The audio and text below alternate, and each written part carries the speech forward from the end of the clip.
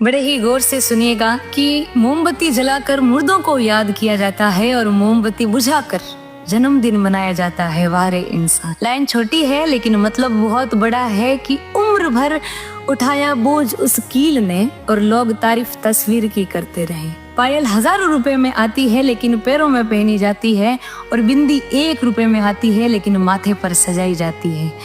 ये कीमत मायने नहीं रखती, उसका कृत्य मायने रखता। एक किताब घर में पड़ी गीता और कुरान की आपस में कभी नहीं लड़ती, और जो उनके लिए लड़ते हैं वो कभी उनको पढ़ते नहीं है।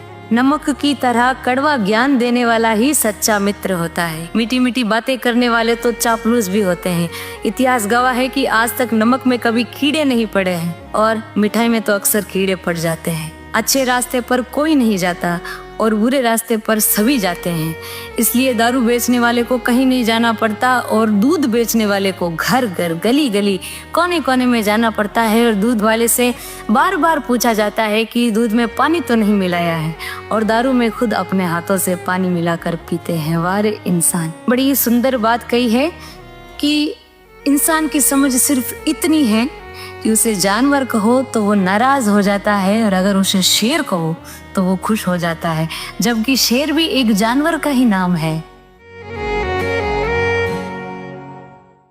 बड़े ही गौर से सुनिएगा कि मोमबत्ती जलाकर मुर्दों को याद किया जाता है और मोमबत्ती बुझाकर जन्मदिन मनाया जाता है। वारे इंसान। लाइन छोटी है लेकिन मतलब बहुत बड़ा है कि उम्र भर उठाया बोझ उस कील ने और लोग तारीफ तस्वीर की करते रहे। पायल हजारों रुपए में आती है लेकिन पैरों में पहनी जाती है, और बिंदी 1 रुपए में आती है लेकिन माथे पर सजाई जाती है।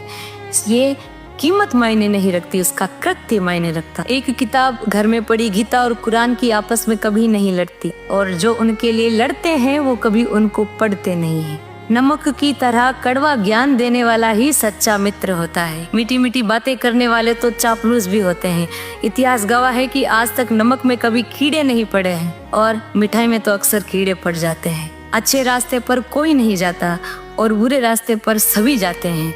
इसलिए दारू बेचने वाले को कहीं नहीं जाना पड़ता, और दूध बेचने वाले को घर घर गली गली कोने कोने में जाना पड़ता है, और दूध वाले से बार बार पूछा जाता है कि दूध में पानी तो नहीं मिलाया है, और दारू में खुद अपने हाथों से पानी मिलाकर पीते हैं। वारे इंसान। बड़ी ही सुंदर बात कही है कि इंसान की समझ सिर्फ इतनी है कि उसे जानवर कहो तो वो नाराज हो जाता है, और अगर उसे शेर कहो